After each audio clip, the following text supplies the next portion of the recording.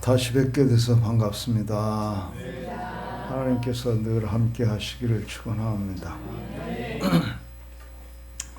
저는 오늘 누가복음 41절부터 13절까지 이렇게 천천히 지금 읽었어요? 안 읽었어요? 안 읽었죠? 안 읽었죠? 읽으면 좋겠는데 지금 띄워요 이거?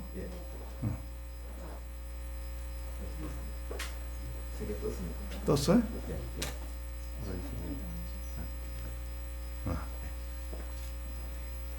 네, 5절부터 7절 말씀을 함께 한번 읽으십시다. 시작. 또 이르시되 너희 중에 누가 벗이 있는데 밤중에 그에게 가서 말하기를 벗이여 떡 세 덩이를 내게 구워달라. 내 벗이 여행 중에 내게 왔으나 먹을 것이 없노라 하면 그가 안에서 대답하여 이르되 나를 괴롭게 하지 말라. 문이 이미 닫혔고 아이들이 나와 함께 침실에 누웠으니 일어나 내게 줄 수가 없노라 하겠느냐. 이 누가복음 11장 1절에서 이제 13절까지가 그 예수님이 제자들에게 기도를 가르치는 그런 내용인데, 제자들이 볼 때 예수님이 기도를 자주 하시고 또 기도를 오래 하시고 깊이 하시고 이렇게 하는 것 같은데, 제자들이 예수님에게 주님만 혼자 그렇게 기도하시지 마시고 우리에게도 기도를 좀 가르쳐 주세요, 이렇게 제자들이 요청했어요. 그러니까 예수님께서 이제 바로 이 누가복음 11장 1절부터 13절까지가 제자들에게 기도를 가르치는 내용인데, 1절부터 4절은 너희는 이렇게 기도하라 하고 기도의 내용의 하나의 샘플을 말씀하셨는데, 이 내용은 우리가 늘 외우고 사용하는 주기도문 내용과 거의 일치합니다. 주기도문 내용은 마태가 기록한 것을 사용하는데, 이 누가복음에는 그 중에 한두 마디가 빠져 있어요. 마태복음 거에 비하면. 그래서 주기도문을 주님께서 가르친 기도문이라고 해서 마태복음 거 사용하는데, 누가복음 11장 1절부터 4절에도 그 내용이 들어있거든요. 그렇고 그 다음에 5절부터 7절은 이건 좀 뭐라고 규정하기가 그런데, 기도해 줄 대상이라고 볼 수도 있고, 어떤 일을 위해서 우리가 기도할 것인가 그걸 가르쳐주고, 8절부터 13절은 이제 기도하면 하나님이 반드시 응답해 주신다.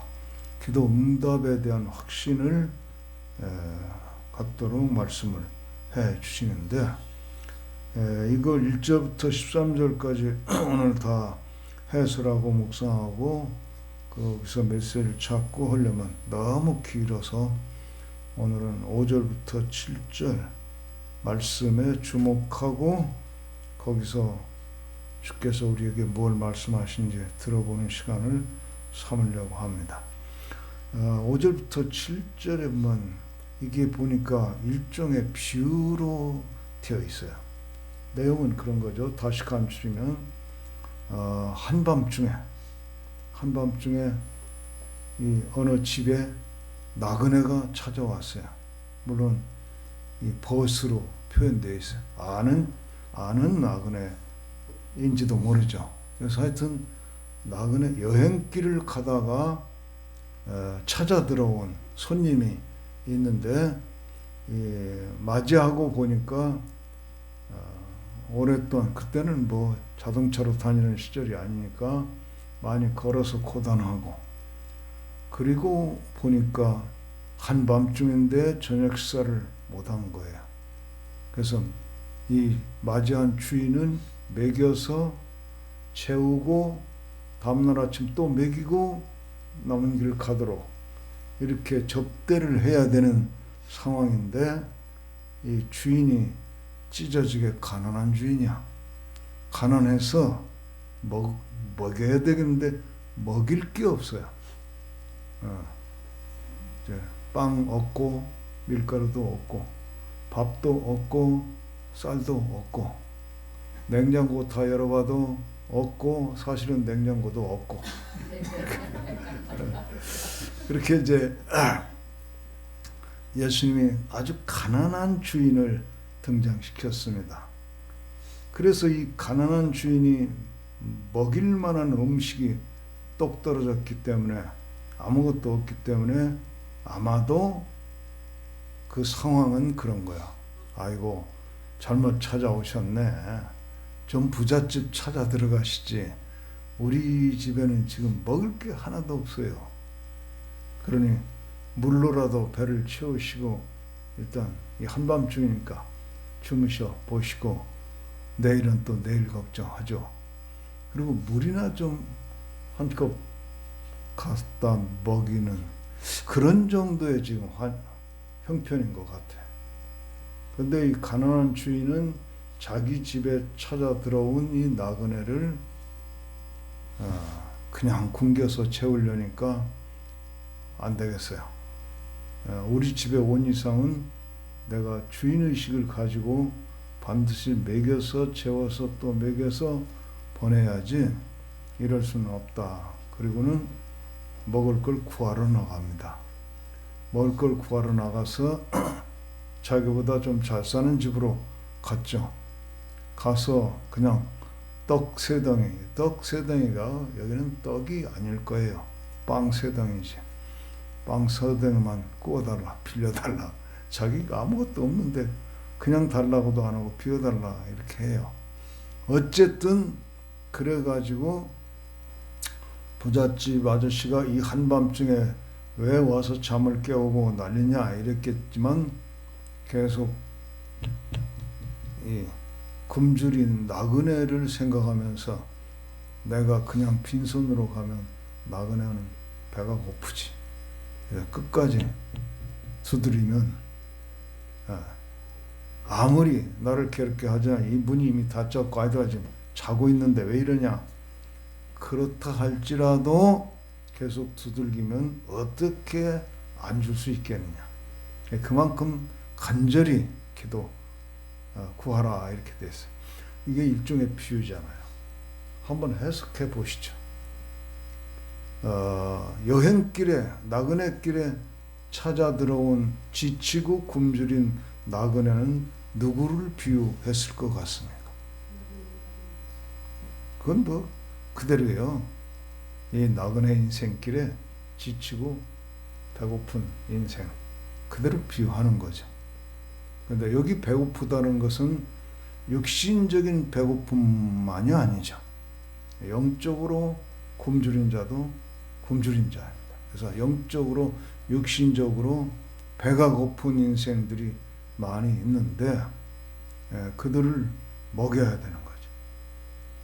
그러면 이 굶주린 나그네를 먹이고 대접하고 돌보고 해야 되는 지금 입장에 있는 주인은 누구를 누가 주인입니까? 사실 이 세상에 주인은 아무도 없어요. 원칙적으로 하면 다 나그네지. 우리 다 나그네 인생이잖아요. 다 나그네지. 원칙적으로 주인이 없지만 주인은 하나님이죠. 근데 하나님 앞에서 구원받은 하나님의 자녀들을 지금 예수님은 두고 너희가 주인 노릇을 좀 해봐라. 그거 아닙니까? 그렇죠?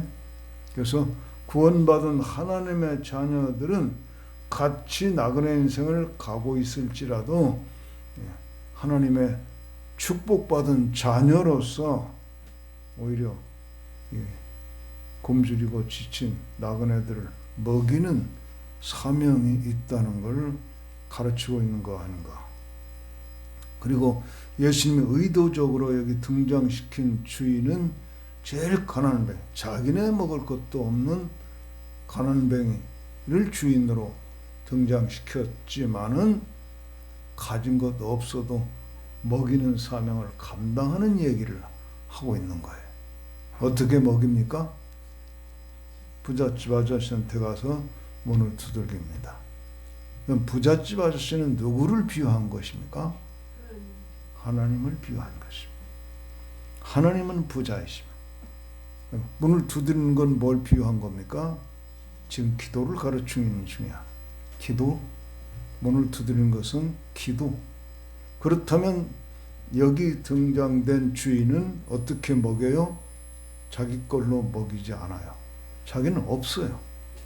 없는데 하나님께 기도하고 두들기고 구해서 하나님께 받아가지고 하나님께 얻어가지고 이 굶주린 나그네를 먹이는 것입니다.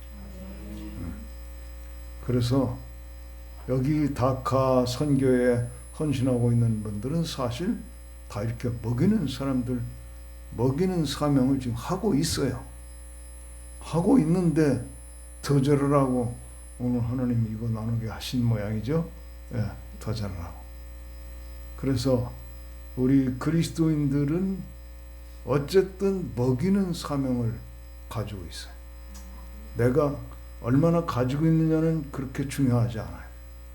없어도 없는 주인을 예수님은 등장시켰어요. 왜 하필 그렇게 가난뱅이 주인을 등장시켰겠어요? 아무것도 가지고 없어도 가진 거 없어도 먹일 수 있다. 그거 가르치는 거죠. 어떻게 먹여요? 기도해서 받아서 먹이는 거예요. 내 창고에 쌓인 거 가지고 먹이는 게 아니라 하나님께 기도해서 받아서 먹이는 거예요. 그러니까 아주 가난뱅이를 등장시켜서 가르치고 있을 때는 이런 가난뱅이조차도 먹이는 사명이 있고 그 인간의 영혼과 육신을 사랑하게만 한다면 기도해서 먹인다 이거죠. 여러분 여기에만 이렇게 기록되어 있으면 내가 이렇게 강력하게 자신 있게 주장을 못할 거예요. 여러분 잘 아는 오병이어의 기적 이야기가 나오죠. 오병이어의 기적 이야기가 보면은 이제 요한복음에도 나오고 마가복음에도 마태복음에도 나오는데 마가복음에 기록된 것을 보면 이런 얘기가 나와요. 예수께서 나오사 큰 무리를 보시고 그 목자 없는 양 같음을 인하여 불쌍히 여기사 이에 여러 가지로 가르치더라. 일단 예수님은 무리를 보시는 거예요. 여기 단순히 많은 무리가 모였다 이렇게 피상적으로 본 게 아니야. 무리를 봤더니 목자 없는 양같이 방황하고 있는 거예요. 그래서 예수님이 그들에게 가르치기 시작했는데 뭘 가르쳤을 것 같아요? 방황하고 길을 찾지 못하고 헤매고 있으니까 일반적으로 길을 가르쳤다고 상상할 수 있겠죠. 천국의 길, 축복의 길, 진짜 행복의 길, 이런 길을 가요. 그러니까 예수님의 가르침을 보고 그들의 필요를 보고 그걸 해결해 주기 위해서 가르치는 거예요. 그리고 나서 이제 오병이어 기적 이야기가 나오는데 때가 저물어 가매 제자들이 예수께 나와 여짜오되 이곳은 빈 들이요 때도 저물어 가니 무리를 보내어 두루 촌과 마을로 가서 무엇을 사 먹게 하옵소서.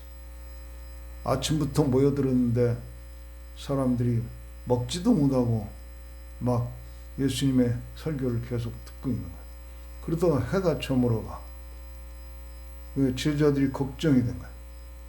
이 사람들이 배가 고파서 어떡하나. 그래서 제자들도 좀 불쌍히 여기는 데가 있었단 말이에요. 예수님 그만 멈추시고 다 가서 밥 먹고 오게 하죠. 밥 사 먹고 오게 하죠. 그러니까 예수님께서 뭐라고 그랬어요? 대답하여 가라사대 너희가 먹을 것을 주라. 그랬어요. 너희가 먹을 것을 주라. 여러분 예수님이 오병이어 기적을 행하실 때에 너희가 먹을 것을 주라고 말씀하실 때 예수님이 제자들이 이 5,000명을 먹일 수 있는 음식을 가지고 있다고 전제한 겁니까? 가지고 있는 줄 알고 너희가 주라고 한 겁니까? 아닙니다. 가지고 있는 게 없습니다. 5천 명을 먹일 만한 능력이 없습니다. 없지만은 예수님께서는 너희가 먹을 것을 주라고 그랬어요. 그러니까 우리는 우리 가진 것 없어서 못합니다 이렇게 대답해서는 안 되는 거예요. 일단 가진 거 아무것도 없는 줄 다 알면서도 너희가 먹을 것을 주어라. 가지고 있든 없든 사명은 사명, 먹이는 건 사명이다 이렇게 하신 것 같고, 그리고 예수님이 어떻게 먹이는지를 보여주십니다. 어떻게 먹였습니까? 일단 먹을 거 있는 대로 찾아와 봐라. 그러니까 어린아이가 가지고 온 도시락 하나, 물고기 2마리와 보리떡 5개, 보리빵 5개, 이거밖에는 없습니다. 그걸 예수님이 받으시고 축사하시고 떼어 먹이라 이렇게 했다. 축사가 뭐예요 여기? 무슨 축사? 응? 굶주린 사람은 5천 명인데 보리떡 5개와 물고기 2마리밖에 가지고 있지 못한 것을 축하합니다. 그랬어요? 그런 축사 아니죠. 네, 여기서 얘기한 축사는 축복의 말, 축복 기도죠. 그래서 예수님이 보리떡 5개와 물고기 2마리를 들고 하나님, 아버지 하나님을 향하여 기도하시고 떼어 먹여라. 예수님 기도했고 기도는 응답될 줄로 믿었고 떼어 먹이게 했죠. 그럴 때 5천 명이 다 먹도록, 이건 기적이죠. 다 먹도록 하여튼 음식이 계속 떼어내도 또 있고 또 있고 떼어내도 또 있고 이래가지고 5천 명을 먹이고도 12광주리가 나옵니다. 그러니까 누가복음에서 가르친 이 기도의 비유에서 가르친 것과 오병이어에서 실제로 보여준 게 일치하는 거예요. 기도로 먹이는 거예요. 기도로. 그리고 누가복음 12장 42절부터 44절에 보면 예수님께서 청지기직에 대해서 말씀을 하셔. 근데 나는 자세히 묵상하다 보니까 놀랐는데, 예수님이 청지기직을 말씀하실 때도 먹이는 게 청지기야. 먹이는 게 어떻게 됐냐? 주께서 이르시되 지혜 있고 진실한 청지기가 되어 주인에게 그 집 종들을 맡아 때를 따라 양식을 나누어 줄 자가 누구냐? 주인이 이를 때 그 종이 그렇게 하는 것을 보면 그 종은 복이 있으리로다. 내가 참으로 너에게 이르노니 주인이 그 모든 소유를 그에게 맡기리라. 청지기직을 가르치는데 주인집에 오히려 하인들을 먹이는, 이 먹이는 청지기를 말씀하셔요. 그래서 주인이 맡기고 간 그 사람들 때를 따라서 잘 먹이는 청지기를 지금 예수님이 찾고 계신 거야. 그래서 성실하게 때마다 잘 먹이는데, 여러분 보세요. 먹이는데 양식은 누구 겁니까? 자기 겁니까? 자기 거 아니야. 주인 거야. 주인 거. 네, 하나님 거라고. 양식 하나님 거 가지고 잘 배분하면서 때를 따라 잘 먹여. 이렇게 충성스럽게 잘 먹인 청지기에게 주인이 그 모든 소유를 맡겨. 와, 여러분 이거 그대로 해석하면 하나님의 모든 소유를 맡을 만한 청지기가 누구요? 여러분들이 다 되시기를 축원합니다. 그래서 이 먹이는 사명을 가지고 하나님께 충성하는 청지기를 주님은 찾고 계시고 기대하고 계신 것이다. 그래서 이 다카에서 헌신하고 있는 분들은 이미 먹이기 위해서 지금 헌신했어. 그죠? 여러 나라에서, 가난한 나라에서 대부분이 지금 이주민들이라는 건 가난한 나라에서 코리안 드림을 가지고 찾아온 사람들이. 그래서 육신적으로도 저들을 먹일 필요가 있고, 또 영적으로는 더 말할 것도 없어요. 영적으로 먹여야 되는 사명이에요.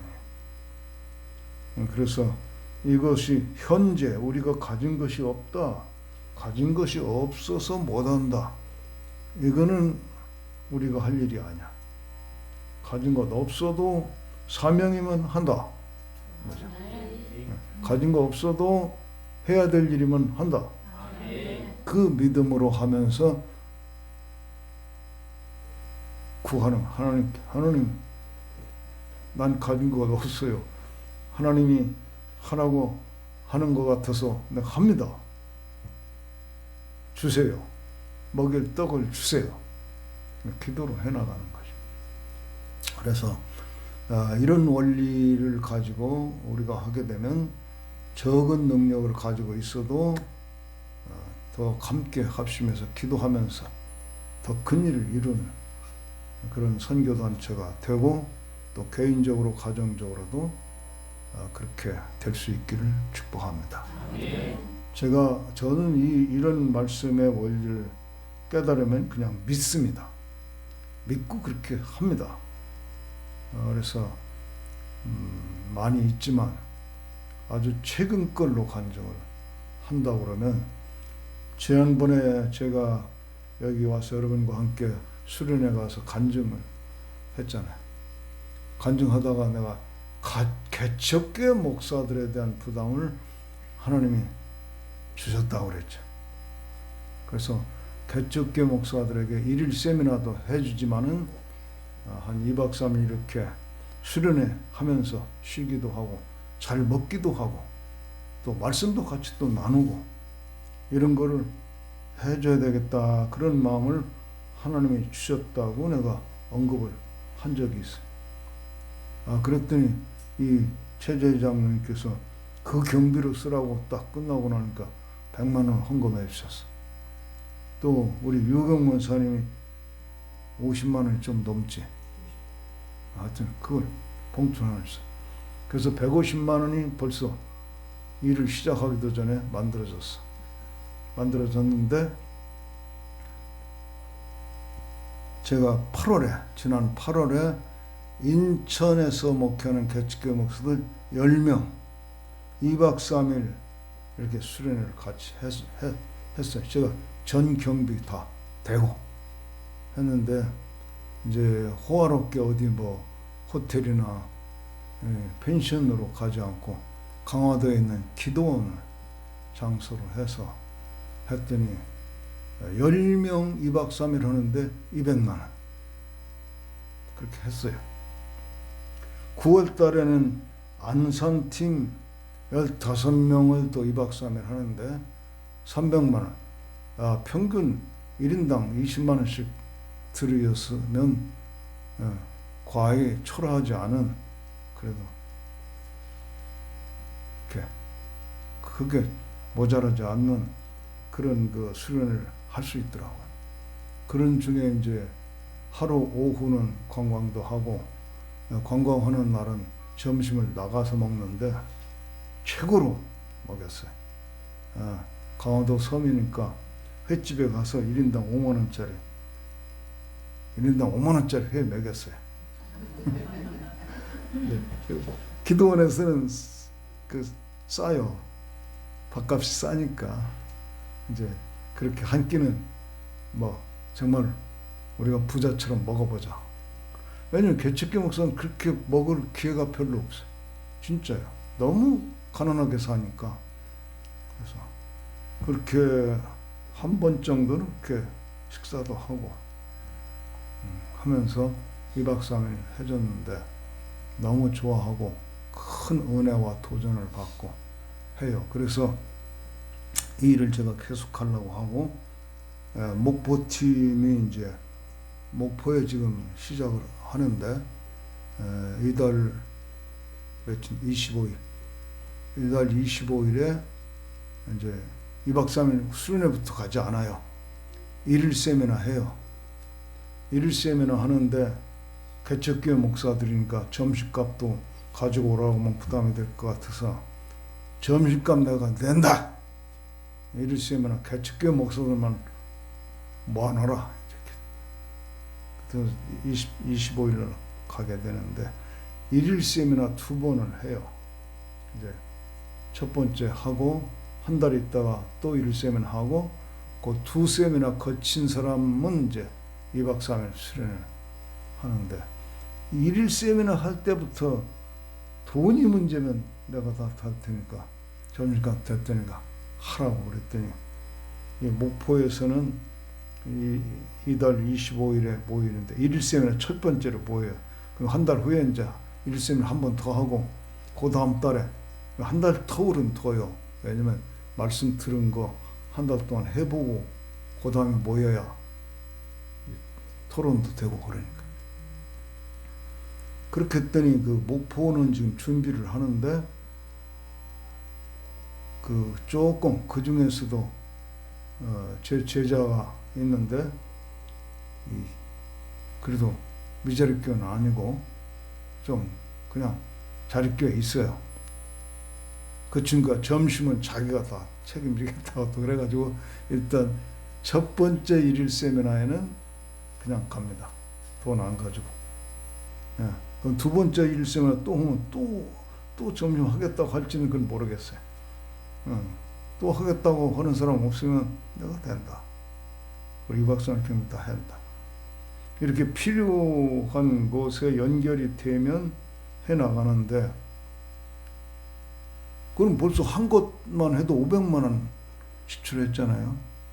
이 500만 원이 내게 없어요. 여러분, 저는 그냥 하나의 자연인이고 공식적으로 후원하는 단체도 없고 공적으로 속한 선교단체도 없고 그래요. 완전히 자연이기 때문에 이런 경비 되려면 그냥 개인적으로 해야 되는 거야. 근데 제 고정적인 수입으로는 그거 안 돼요. 그럼 어떻게 해요? 기도하죠.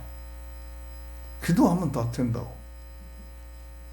기도했더니 이미 했잖아요. 여기서 다카를 통해서 150만 원이 됐잖아요. 그 다음에 기가 막힌 일들이 진행이 되는데 제가 여주교회에서 그 지역 권사의 연합 수련회를 강사로 갔어요. 그 여주교회 도착해서 그 목사님 목양실에 들어갔더니 그 교회 권사님 한 분이 나를 기다리고 있어요. 난 모르는 분이야. 그래서 들어갔더니 자기가 자청해서 이제 자기 소개하면서 이제 목사님께 제가 신세를 많이 졌는데 그 감사의 인사를 한 번도 못 해가지고 늘 마음에 걸리는데 이번에 여기 여주에 오신다고 그래서 제가 이렇게 준비하고 목사님 뵈러 미리 와 있습니다. 하면서 하는 말이 뭐냐면 우리 집 그 장로님이야 또 그 남편 우리 장로님이 사업이 쫄딱 망해가지고 집도 날아가서 다 뿔뿔이 우리 가족들이 흐트러졌을 때가 있는데 그때 아들이 청년이었다. 그 청년 아들이 바나바 훈련원에 어떻게 연결돼서 찾아가가지고 1년 동안 제가 하는 훈련원에서 먹고 자고 살았대요. 근데 나는 엄마 생각도 그 생각이 안 나. 너무 오래된 일이고 전혀 생각이 안 나. 그런 적이 있었어요. 나는 기억이 안 나는데 그런 적이 있었대. 근데 그때는 경황이 없으니까 뭐 찾아갈 여유도 없고 다 이제 극복하고 지금 살게 됐는데 그래도 아직까지도 목사님께 인사를 제대로 못했다고. 이번에 오신다고 그러길래 내가 마음 먹고 할 수 있는 대로 인사를 해야 되겠다 해서 봉투를 하나 내놔. 나는 그때까지도 그 청년이 우리 훈련에 와서 1년 동안 살고 갔다는 청년이 생각이 안 나. 집에 와가지고 우리 사람한테 100만 원 내놓으면서 이런 일이 있었는데 우리 훈련원에서 살다간 청년이 있었냐? 그랬더니 이 양반이 기억을 해내더라고. 오갈 데 없는 청년이 우리 훈련원에 방이 좀 여러 있었으니까 여기처럼 이렇게 숙소들이 있었으니까 거기 와서 1년 살고 갔다는 게 생각이 나더라고. 근데 이건 20년이 넘은 얘기예요. 근데 왜 20년 넘은 이때 100만 원이 와야죠? 왜 그렇겠어요? 그 500만 원 지출해야 되니까.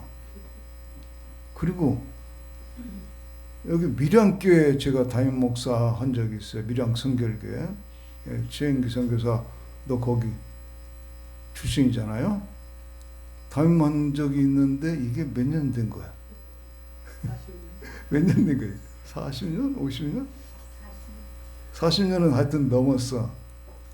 넘었는데 밀양교회 권사님이 갑자기 저한테 전화를 하고 구자번호를 꼭 보내라고 막 무슨 일로 보내냐고. 안 준다고 그래도 안 된다고 구자번호 꼭 줘야 된다. 줬더니 50만 원을. 그게 왜 온 거요? 40년 전에 목회하고 떠난 목사인데 그게 왜 온 거예요 도대체? 누구의 손길이다. 말하자면 그런 식으로 해서 다 해나가는 거야. 작년에는 조금 뒤로 끝까지 간장을 해야 됐고, 작년에는 카자흐스탄에서 한국 선교사들이 연합 수련회를 한다는데 그 회장이 찾아와가지고 강사로 와달라. 강사로 가는 건 내가 평생 하던 일이니까 알았다고 가자고 약속을 했다.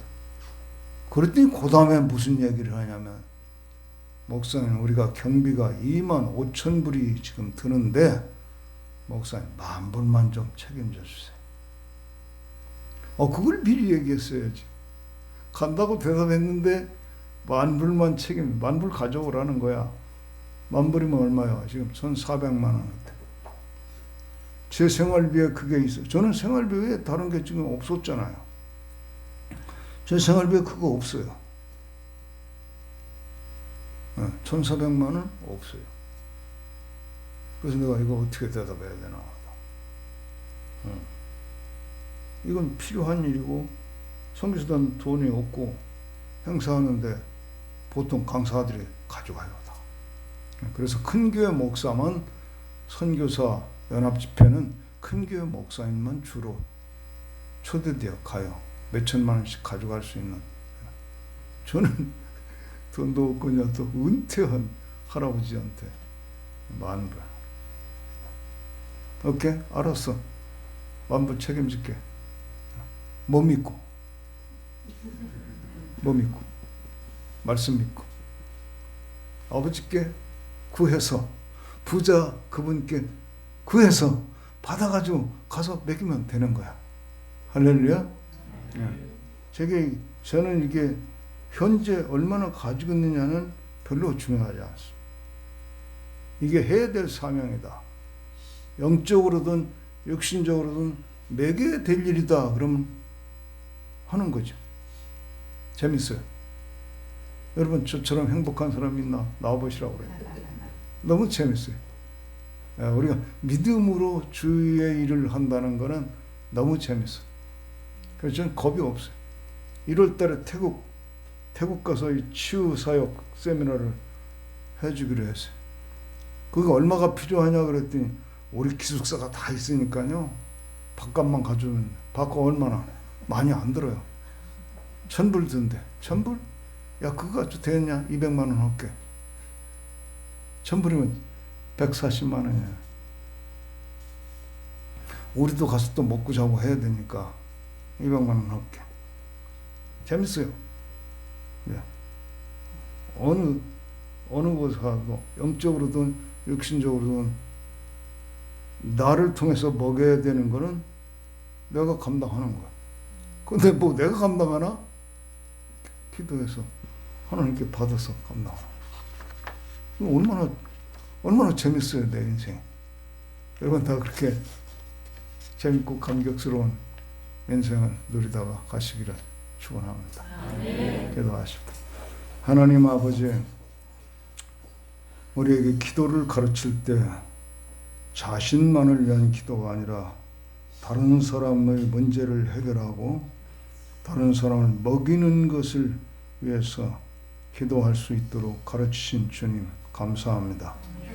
가진 것이 없는 주인도 이렇게 먹을 것을 구해서 먹이는 사명과 사랑의 열정이 있으면 훨씬 자기 환경을 뛰어넘어서 먹일 수 있다는 것을 보여주신 주님을 찬양하며 우리가 이렇게 이주민들 이들이 어떤 의미에서 문자적으로 나그네인데 저들의 필요를 채워주고 먹이는 이 사명 감당하려고 할 때에 이 다카 선교회에 더 큰 능력을 내려주시고 또 여기에 헌신한 우리 선교사님들 삶이 가진 것 없어도 풍요로운 넉넉히 많은 사람 먹일 수 있는 영적으로 먹이고 육신적으로도 먹이는 이 사명 감당하는 감격이 있게 하여 주시옵소서. 예수님의 이름으로 기도합니다.